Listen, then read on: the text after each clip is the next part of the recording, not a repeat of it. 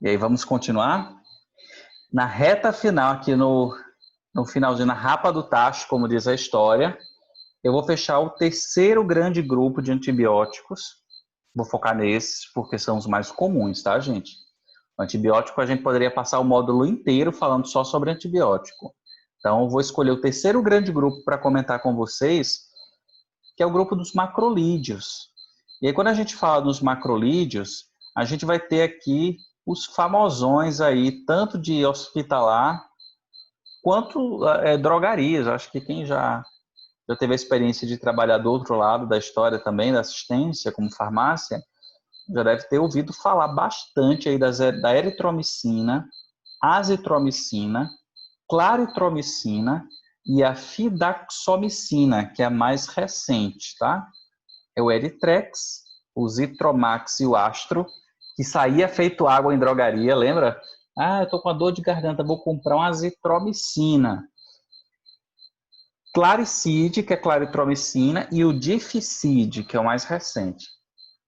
Em 1952, gente, a eritromicina, ela foi isolada lá da Streptomyces erythreus.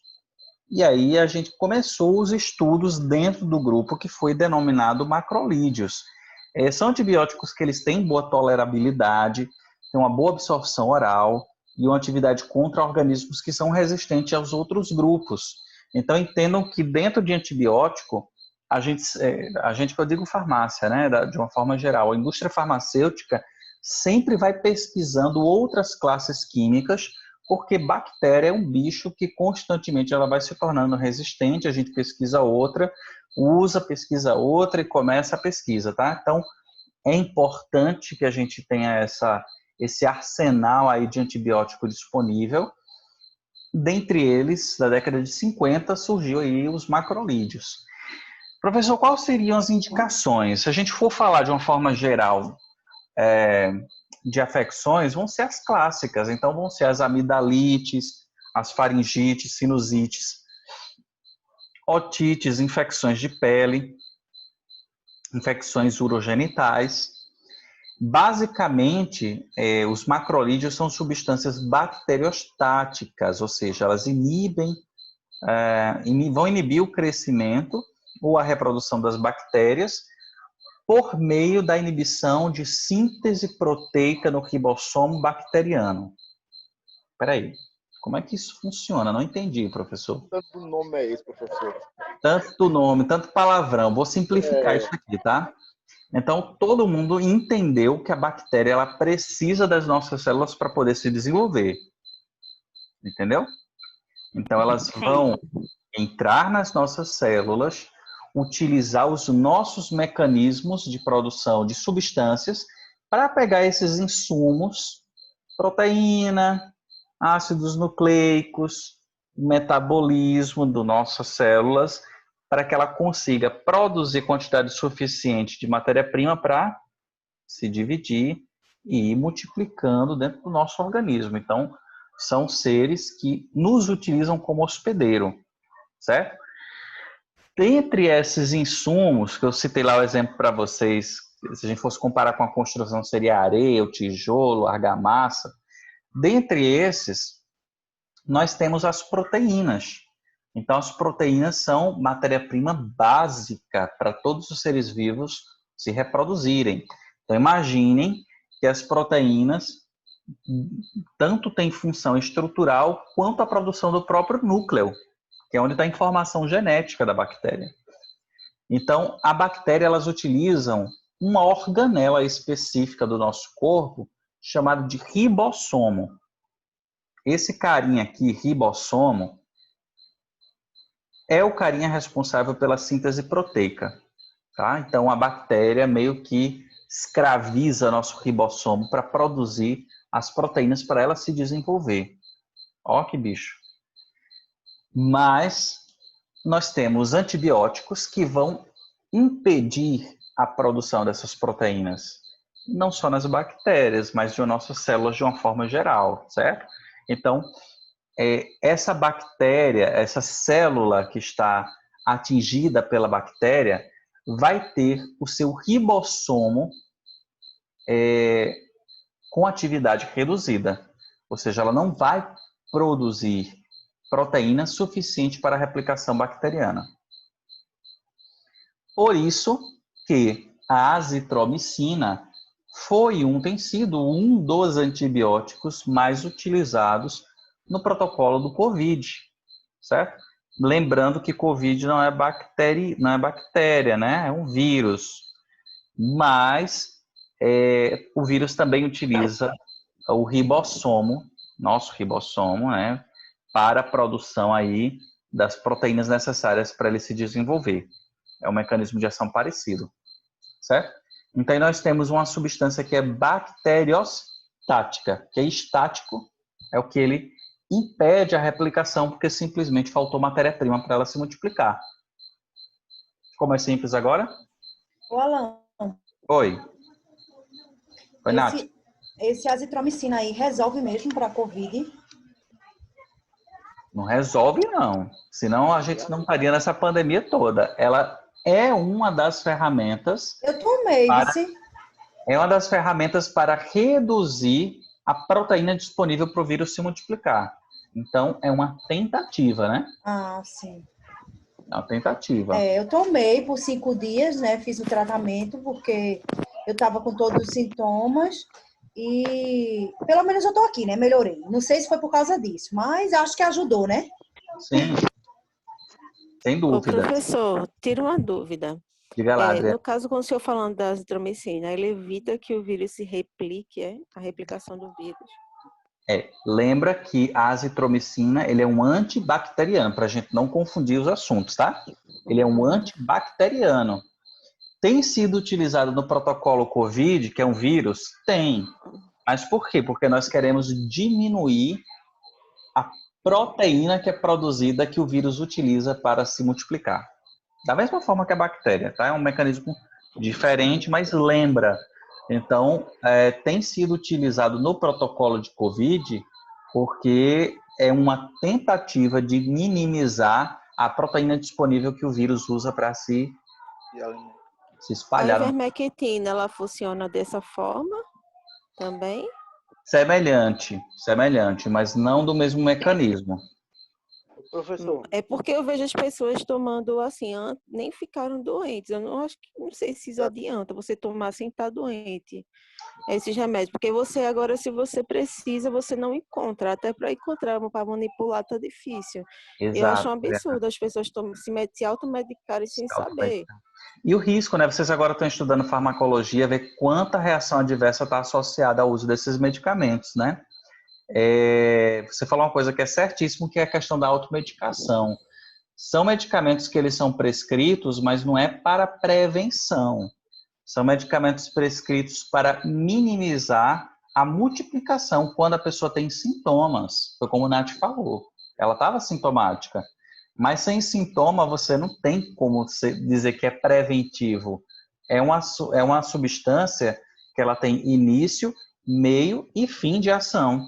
Então, quando você parar de tomar, você não vai estar com a síntese de proteínas reduzidas. O corpo vai eliminar a substância. Então, ela é válida no momento em que você tem sintomas. E pode ficar até resistente, né? Quando precisar. Isso. Aí esse medicamento não vai mais fazer efeito. Pensei na mesma coisa, Tiane. Exatamente, gente. Olha, o principal problema disso tudo é a resistência bacteriana, que a gente está vendo aqui que são os macrolídeos, são antibióticos utilizados para todas essas indicações aqui. Se eu já não tenho mais outras classes de antibióticos válidos e vou testar macrolídeo, mas eu já usei de uma forma indiscriminada, é mais um para a bactéria ser resistente. Isso é algo seríssimo. Porque as bactérias se adaptam conforme, né? Exato, situação que a gente vai, tipo assim, ingerindo, né? A medicação, ela vai se adaptar para resistir àquela substância, não é isso? De repente, eu nem tomei, sabe, Emerson? De repente, eu nem tomei a azitromicina assim, de forma inadequada. Mas eu peguei alguma bactéria que estava no ambiente, de alguma forma, mas era uma bactéria que ela já tinha informação genética da mãe dela. que era contra a azitromicina. Então, pode ser que a bactéria ela já venha com essa informação. Você entende? Então, pode não ter sido nem eu que foi a pessoa que estimulei a resistência bacteriana. Já existem bactérias resistentes na área hospitalar mesmo, né?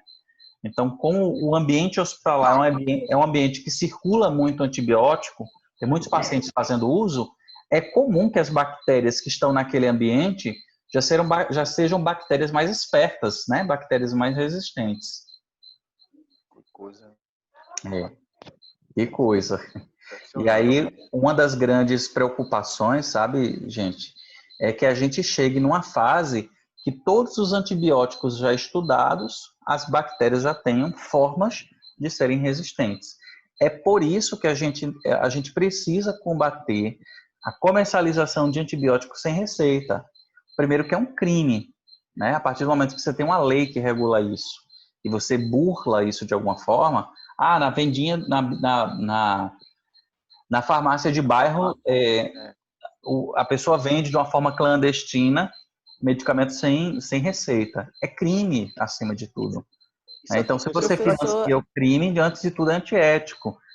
Em segundo ponto, vocês têm acesso agora, já são da área da saúde, praticamente ação, vocês têm a consciência do risco que é para a saúde pública. A gente está financiando, às vezes a pessoa não precisa do antibiótico, mas eu estou contribuindo para uma resistência global.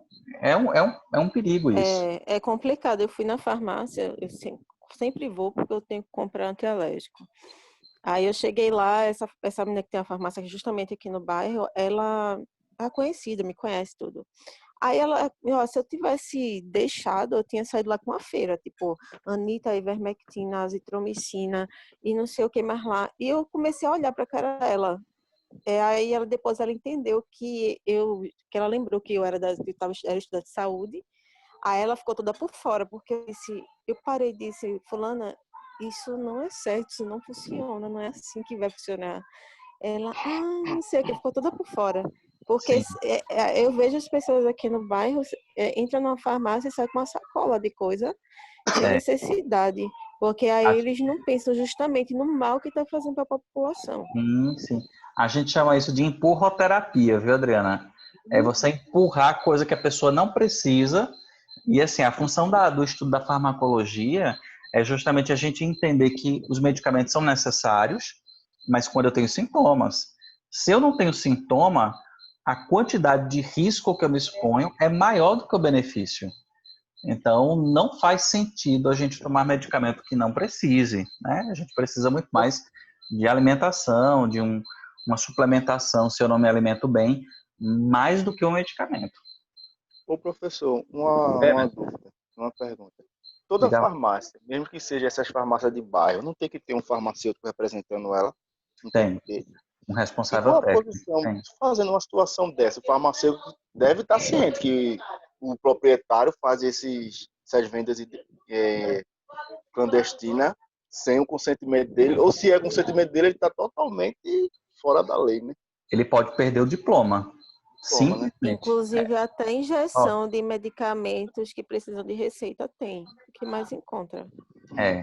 Aí a gente conta cada vez mais com a fiscalização, isso de todos os órgãos, tá, gente? Tanto do conselho, no caso da farmácia, o conselho de farmácia, quanto da Anvisa, quanto de outros órgãos. Então a gente precisa exigir que a saúde seja cumprida. A gente tem leis para isso. Se a lei não é cumprida, a gente vai ter sempre um problema social, né? Então, está dizendo aqui que no mundo perfeito ele se importaria. Eu acho que está falando do farmacêutico, né, João? Mas a gente não vive num mundo perfeito, concordo. Mas a gente não pode se acomodar com os erros. É algo que eu sempre digo. A gente não pode achar que algo que está errado... Só porque o mundo não é perfeito, isso. Vai ter que achar que é normal. Isso. Independente se a gente é farmacêutico, enfermeiro, médico... Lembre-se que a gente é da mesma área, que é a área da saúde. Eu entendi, João, eu entendi. Eu estou querendo dizer que a questão de que achar que é normal, porque eu digo às vezes, eu estou falando não só disso, mas é a questão ética de todas as áreas. Política, saúde. Eu estou pegando o gancho do que você está falando para dar outro exemplo, tá? Eu concordo contigo. Mas a gente precisa se incomodar, gente. É por isso que quando a gente entra no curso técnico, graduação, pós-graduação, mestrado, doutorado, a informação é importante para que a gente se incomode com os erros, né? E a gente está aqui para corrigir. Eu digo isso porque eu estava conversando com a equipe de técnicos de enfermagem essa semana, e uma coisa que eu disse, todo mundo realmente parou para pensar, é que a gente estava discutindo a quantidade de problemas que existiam. A gente estava falando de medicamentos, de atendimento, mas que existe muito problema, tem muito problema disso, muito problema daquilo. E o que eu disse é o seguinte: ótimo que tem problemas, é por isso que nós estamos aqui. A gente faz parte desse grupo para resolver problemas, né? E se não existissem os problemas, nós não existiríamos, e tudo isso é cíclico, né? Então é nossa função resolver problemas e se incomodar com as coisas que continuam erradas. Eu acredito muito nisso, as sementinhas que a gente vai plantando por onde a gente passa, né? Como diria Rafael, vamos voltar, olha o foco. Olha o foco. Né? Gente, olha só. Aqui ficou fácil. Efeitos indesejáveis. São informações clássicas. Uma coisa que tem... não é tão frequente das outras que eu já expus para vocês, é cefaleia e tontura. Nem todas as pessoas têm. Mas como cada organismo é um mundo, fica a dica aí que observem, e que é possível de ser do tratamento terapêutico, tá? Do antibiótico.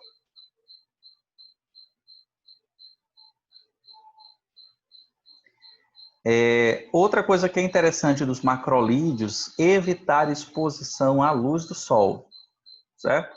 Isso é interessante porque, por exemplo, as eritromicinas, que são do mesmo grupo, dos macrolídeos, são normalmente utilizados para tratamento dermatológicos. Então, é possível que a pessoa tenha uma sensibilidade maior à exposição solar. Então, o uso de protetor solar é uma medida interessante se o paciente está fazendo isso e tem exposição ao sol. Tá? Paciente internado não vai ter, obviamente, não vai ter esse cuidado. Mas paciente que seja ambulatorial é uma orientação importante. Interações medicamentosas. Os macrolídeos, eles têm uma interação, sim, com antiácidos, viu? Então, hidróxido de magnésio, hidróxido de alumínio, magnésia bisurada, né? Eles podem reduzir a ação do antibiótico em até 24%. Isso é muito, tá? Se a gente for pensar em termos de atividade, isso é muita coisa.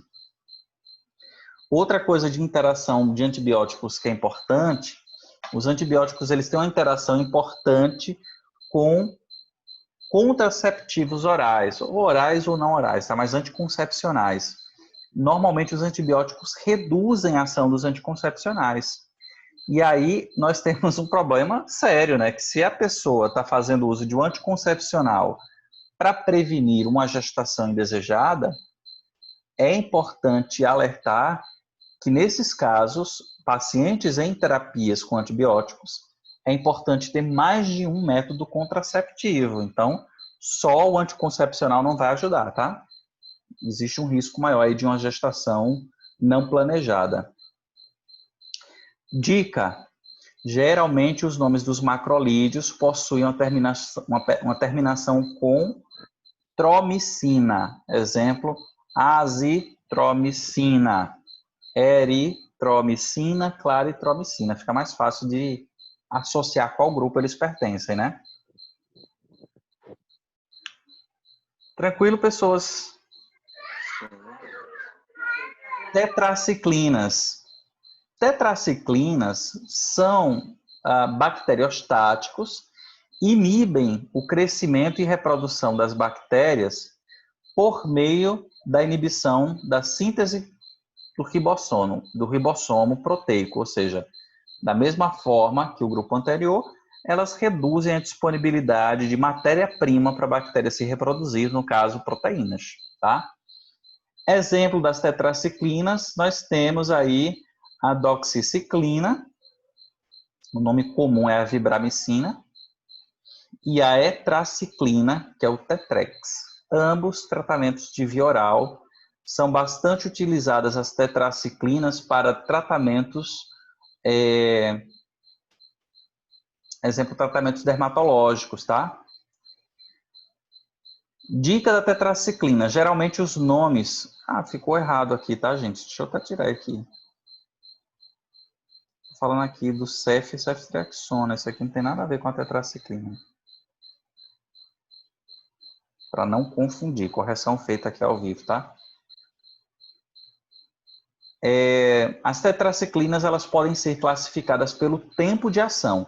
Então, nós temos as tetraciclinas de ação mais curta, como a oxtetraciclina e tetraciclina. As de ação intermediária, são as demeclociclina. E de ação longa, doxiciclina e a minociclina. Indicação: tratamentos de cólera, de sífilis, de uretrite e acne. Então, quem já teve acne deve imaginar, já deve ter ouvido falar de tratamentos com tetraciclina dermatológico, porque você impede a síntese proteica na epiderme, que é a base da replicação bacteriana aí nesses tecidos, tá? Interações medicamentosas, eu vou falar das interações mais comuns. Então, quando vocês lembrarem de tetraciclina, lembrem-se dos derivados do leite e cálcio, certo? Que eles se complexam com essas moléculas e impedem sua absorção. Então, leite, iogurte, queijos, eles reduzem a absorção da tetraciclina. Antiácidos, que são hidróxido de magnésio, hidróxido de alumínio, hidróxido de cálcio, também formam os quelatos. Essa palavrinha aqui, ó, quelato, significa complexo. Ela se gruda na substância, impede a absorção, se tornam insolúveis, tá? Anticonvulsivantes e álcool também são substâncias que reduzem a sua atividade.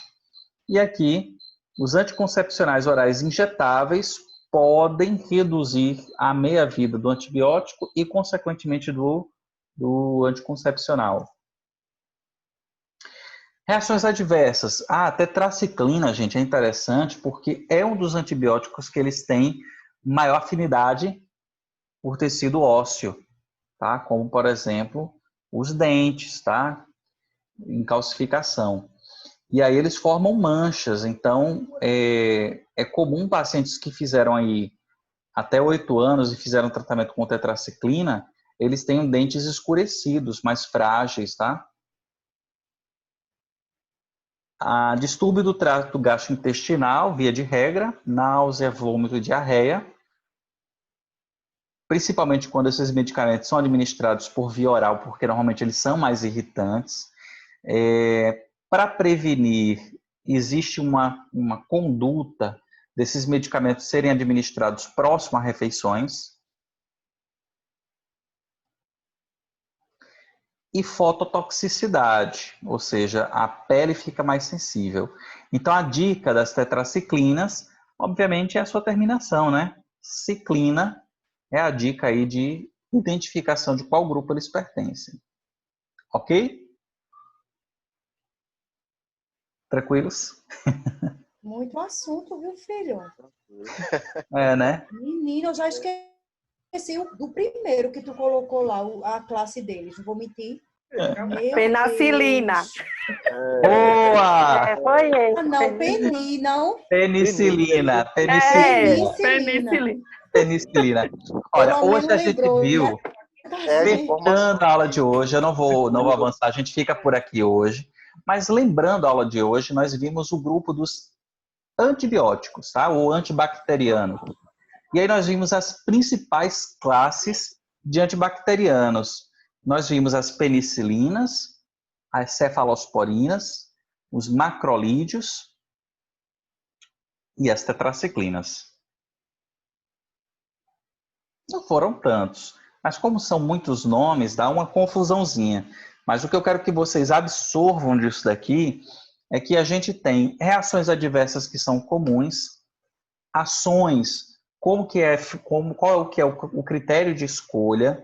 A gente viu que tem antibióticos que são bactericidas e outros que são bacteriostáticos. Existe uma diferença. Normalmente a gente não associa bactericida e bacteriostático, a gente usa os do mesmo grupo. Falamos sobre resistência bacteriana, falamos sobre mecanismos de ação dos antibacterianos. Então, hoje, se vocês forem administrar um antibacteriano a um paciente, pela terminação do nome, vocês conseguem associar a qual grupo eles fazem parte, né? E qual é o provável mecanismo de ação, se ele é bactericida ou se ele é bacteriostático. Se ele reduz a produção da proteína ou se ele mata a bactéria por não permitir a produção aí da parede celular. Então, são informações simples, mas que faz toda a diferença quando você vai administrar isso a um paciente, né? De informação segura, nós falamos dos cuidados de enfermagem para cada uma das classes e o que observar no paciente em casos de tratamento, certo? É isso que eu quero de vocês, é que vocês tenham segurança de uso, tá? Eu sei que é muita informação a princípio, mas quando vocês forem estudar e ler com mais calma, isso vai ficar facinho de absorver. Ok? Ok. Amanhã nós fechamos os demais assuntos. Vou deixar os antifúngicos, antivirais e os antiparasitários para amanhã. Ok. Tá joia? Uma boa noite, gente. Bom fim de noite para vocês. Até amanhã. Bons estudos. Até, boa noite. Assinem a ata, tá bom? Entre lá no Google Classroom já no finalzinho para não deixar para depois. Assinem a ata e coloque o nomezinho de vocês lá. Tá joia? Ok. Tchau, Tchau, tchau. professor. Boa noite. Tchau, professor. Boa noite, gente. Boa noite.